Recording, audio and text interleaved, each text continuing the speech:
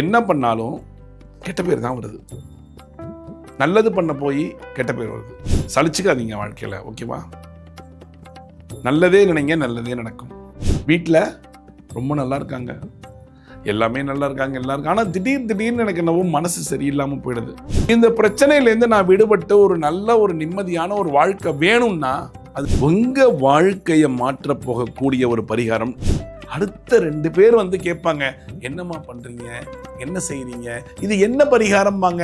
அப்ப நீங்க சொல்லுவீங்க, என்ன பரிகாரம், இப்படி பண்ணுங்க, உங்களுக்கு நல்லது நடக்கும். கரெக்டா?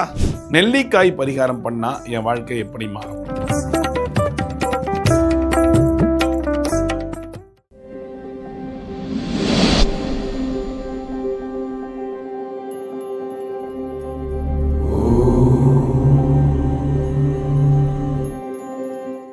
தேக்குன் பக்தி நேயர்களுக்கு கோவிந்த பட்டரின் கோடான கோடி நமஸ்காரம்.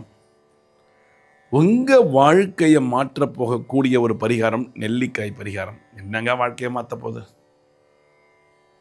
சலிச்சுக்காதீங்க வாழ்க்கையில், ஓகேவா? நல்லதே நினைங்க, நல்லதே நடக்கும். சரி, இப்போ கண்டென்ட்டுக்கு வருவோம்.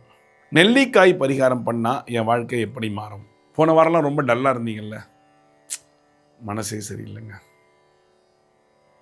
என்ன பண்ணாலும் கெட்ட பேர் தான் வருது. நல்லது பண்ண போய் கெட்ட பேர் வருது. சொந்தக்காரங்கள்ட்டையும் கெட்ட பேர் வாங்குறேன், ஆஃபீஸில் போனாலும் கெட்ட பேர் வாங்குறேன். வாழ்க்கை ஒரு விரக்தியாகவே போயிடுச்சுங்க. எனக்கும் என்னோட மனைவிக்கும் பார்த்தீங்கன்னா போர் தான், பயங்கரமான போர் தான் நடக்குது. வேணாங்க, வாழ்க்கையே வேணாம். இது ஒருத்தருடைய புலம்பல். இன்னொருத்தருடைய புலம்பல், எப்போ பார்த்தாலும் மனசு சரியில்லை, ஆனால் வீடு நல்லா இருக்கு. வீட்டில் ரொம்ப நல்லா இருக்காங்க, எல்லாமே நல்லா இருக்காங்க, எல்லாருக்கும். ஆனால் திடீர்னு எனக்கு என்னவோ மனசு சரியில்லாமல் போயிடுது. இது ஒருத்தருடைய புலம்பல். இன்னொருத்தருடைய புலம்பல், காசு இருக்குது, எல்லாம் இருக்குது, வாழ்க்கையில் எல்லாமே இருக்குது, ஆனாலும் ஏதோ குறை இருக்குது. அது என்ன குறைங்கிறதே தெரியல. இந்த மாதிரி பல பேருக்கு பல பிரச்சனைகள் இருக்கு இல்லையா? நிறைய சொல்லிட்டே போகலாம். நிறையா வாழ்க்கையில் விரக்தியானவர்கள் தான் நிறையா. கல்யாணம் பண்ணி பிரச்சனை, குழந்தை பிறந்து பிரச்சனை, அக்கம் பக்கத்தில் பிரச்சனை, சொந்தக்காரங்களுடைய பிரச்சனை, கல்யாணத்துக்கு போகவே முடியல, போனால் அங்கே ஒரு சண்டை வந்துருமோங்கிற ஒரு பயம் எவ்வளோ பேருக்கு இருக்குது இல்லையா? ஸோ எங்கே பார்த்தாலும் பிரச்சனை பிரச்சனை பிரச்சனை. இந்த பிரச்சனையிலேருந்து நான் விடுபட்டு ஒரு நல்ல ஒரு நிம்மதியான ஒரு வாழ்க்கை வேணும்னா அது நெல்லிக்காய் பரிகாரம் தான். அது எப்படி பண்ணணும்? பரிகாரம் யாருக்கு பண்ணணும்? 21 நெல்லிக்காய் எடுத்துக்கோங்க, வியாழக்கிழமை சூஸ் பண்ணிக்கோங்க. 21 நெல்லிக்காய் புதன்கிழமையை வாங்கி வந்துருங்கோ. ஒரு ஊசின்னு உள்ள கோத்து அழகாக கோத்துட்டே போங்க. 21 நெல்லிக்காய் மாலை ரெடியா? அழகாக முடிச்சு போட்டு நேராக கொண்டு போய் வியாழக்கிழமை அன்னைக்கு உங்கள் வீட்டுக்கிட்ட இருக்கக்கூடிய மகாலட்சுமி கோவிலில் கொண்டு போய் அதை மாலையாக சாத்த சொல்லுங்கள். எத்தனை வாரம் பண்ணணும்? 7 வாரம் கண்டினியூவாக வியாழக்கிழமை 7 வீக்ஸ் பண்ணி ஆகணும். பண்ணால் என்னுடைய ப்ராப்ளம்லாம் குறையுமா? கண்டிப்பாக குறையும். ஏன்? நீங்கள் இந்த நெல்லிக்காயை கோக்கும் பொழுது என்னுடைய ப்ராப்ளமானது குறைஞ்சிடணும், நான் நல்லா இருக்கணும், வாழ்க்கையில் எல்லாரும் நல்லா இருக்கணுங்கிற ஒரு எண்ணங்களை வச்சு கொண்டு தான் நீங்கள் அந்த நெல்லிக்காயை கோக்க ஆரம்பிக்கிறீங்க. அப்போ எண்ணம் போல் தானே வாழ்க்கை இருக்கும். இந்த நெல்லிக்காயை கோத்துட்டே இருக்கும் பொழுது அப்படியே உங்களுடைய எண்ணங்கள் எல்லாம் எங்கள் மகாலட்சுமி தாயார்கிட்ட போய், அம்மா தாயே என்னை காப்பாற்றுமா, இப்படி எனக்கு ஒரு பிரச்சனை இருக்குமா, எங்கே போனாலும் பிரச்சனையிலே இருக்கேன், வந்து இந்த பிரச்சனைகள்லாம் ஓடி போயிடணும் அப்படின்னு ஒரு எண்ணத்தை வச்சுக்கிட்டு தான் நீங்கள் இந்த நெல்லிக்காவை கோக்குறீங்க. கரெக்டா? வியாழக்கிழமை 5 வாரம் எடுத்துக்கோங்க, 7 வாரம் எடுத்துக்கோங்க, 9 வாரம் எடுத்துக்கோங்க, எந்த வாரம் முடியுமோ. இல்லை எனக்கு 5 வாரத்திலே முடிஞ்சு போச்சு எல்லாம் பிரச்சனை, ஸ்டாப் பண்ணிக்கோங்க. இல்லை 7 வாரத்தில் முடிஞ்சிச்சு, இல்லை இன்னும் கண்டினியூ ஆகுதுன்னா 9 வாரம் எடுத்துக்கோங்க. 9 வாரம் அந்த கண்டினியூ முடியல, ஒரு பிரச்சனை போய் ஒரு பிரச்சனை இப்படி வரும்பொழுது தான் உங்களுக்கு அதோடைய வேல்யூ தெரியும். ஆஹா, ரொம்ப கஷ்டமாக இருக்குடா சாமி அப்போ இந்த 9 வாரம் விடாமல் இந்த நெல்லிக்காய் சாத்துங்க. 21 நெல்லிக்காவை கோத்துட்டு 21 எடுத்துக்கோங்க, இல்லை என்னால் முடியும் 51 எடுத்துக்கோங்க, ரைட்டுங்களா? நல்லா கோத்து கொண்டு போய் மகாலட்சுமிக்கு சாத்திருங்க.